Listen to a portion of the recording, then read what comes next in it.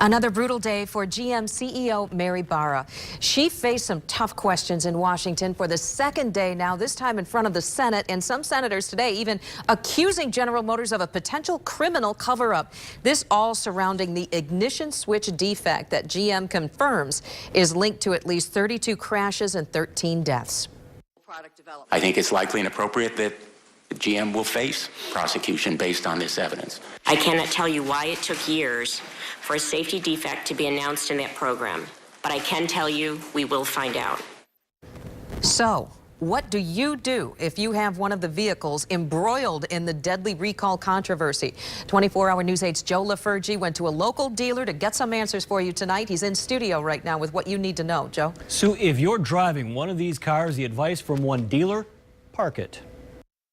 If you have one of the vehicles that's been initially recalled, the Cobalts, the HHRs, the Saturns, you want to not drive those. Nicole Denoyer of Denoyer Chevrolet in Holland says GM has issued dealers additional loaner or rental cars until they get the 2.5 million vehicles in the ignition switch related recall fixed. They've already got 20 to 30 of the vehicles on their lot waiting for the fix.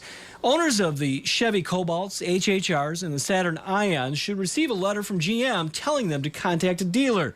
There's no stockpiling of parts at the dealerships. Each service department has to send GM a vehicle identification number before the automaker will send them the part. They'll start being fixed April 7, but I think it may take longer. I don't know who's going to get how many parts when. So it could be, until the end of April or May before they're all completely fixed. If you bought the car used, even from a private individual, you should still get a letter alerting you to the recall. GM is tracking the VIN numbers through state agencies across the country to make sure they find those owners. If it is a pre-owned vehicle that you bought second-hand, you might want to call the dealer just to make sure.